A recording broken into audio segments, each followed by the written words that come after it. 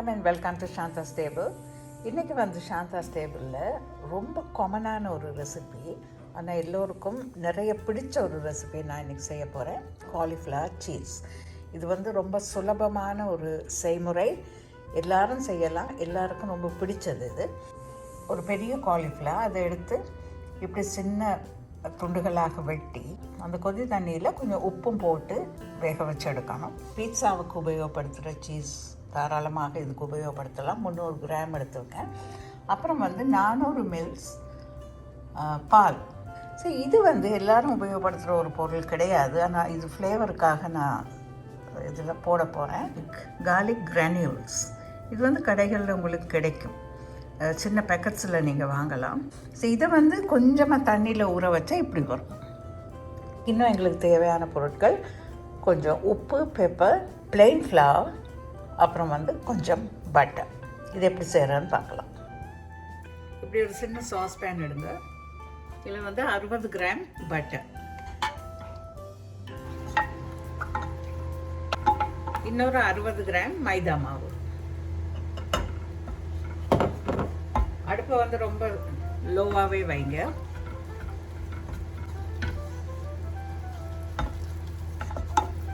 So அது கிளறப்பவே கொஞ்சமாக இந்த கார்லிக், ஒரு 1/2 டீஸ்பூன் கார்லிக் இதில் போடுங்க. ஸோ இந்த கார்லிக் உங்களுக்கு கிடைக்கலன்னா ஃப்ரெஷ் கார்லிக்கே நீங்கள் சாப் பண்ணி போடலாம், நல்ல வாசனை வரும். இப்போ இதில் பால், 400 ml பால், 1 டீஸ்பூன் உப்பு. இது கொஞ்சம் நீங்கள் விடாமல் கிளறணும், இதனால் மாவு இருக்கிறபடியே அது சீக்கிரமாக திக்காகிடும். ஸோ இதை போல் ஒரு டிஷ் வந்து நீங்கள் தயாராக வச்சுருக்கணும். ஸோ மாவு போட்டதால் இது வந்து ஓரளவு அப்படியே திக்காகிட்டு வருது. ரொம்ப திக்காக விடாமல் நீங்கள் அதுக்கு முதல்ல என்ன செய்யணும், ஒரு கைப்பிடி அளவு சீஸ், நாங்கள் 300 கிராம் எடுத்து வச்சுருக்கோம், அதில் வந்து ஒரு கைப்பிடி அளவு சீஸ் அதில் போடணும். சீஸ் போட்ட உடனே சீக்கிரமாக இது திக்காகிடும். இப்போ நல்லா திக்காகிட்டு வருது. இப்போ நீங்கள் அடுப்பை ஆஃப் பண்ணிடலாம். ஓகே, இப்போ வந்து இதில் காலிஃப்ளவரை நீங்கள் அடிக்கிறாங்க.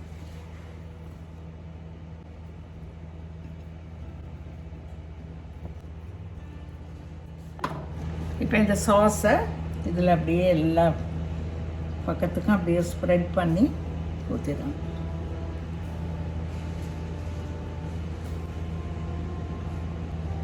ஸோ இப்போ வந்து இதை சீஸ், மிகுதி இருக்கிற சீஸை வந்து இதில் நீங்கள் ஸ்ப்ரெட் பண்ணிடலாம்.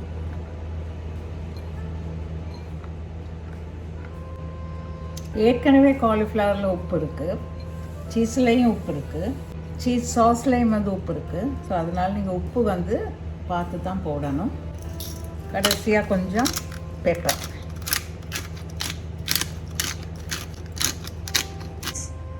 ஓகே, காலிஃப்ளவர் சீஸ் வந்து பேக்கிங்க்கு ரெடியாக இருக்குது.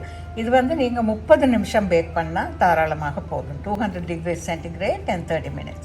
அருமையான காலிஃப்ளவர் சீஸ் ரெடி ஆகிடுச்சுங்க. பாருங்கள், பார்க்கவே ரொம்ப டெம்ப்டிங்காக இருக்குது.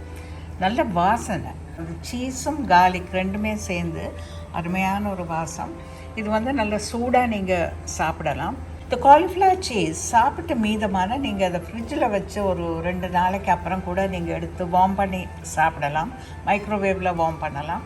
அப்படி இல்லைன்னா நிறைய மிஞ்சினா நீங்கள் என்ன செய்யலான்னா ஒரு பிளாஸ்டிக் கண்டெய்னரில் போட்டு நீங்கள் ஃப்ரீஸ் பண்ணலாம்.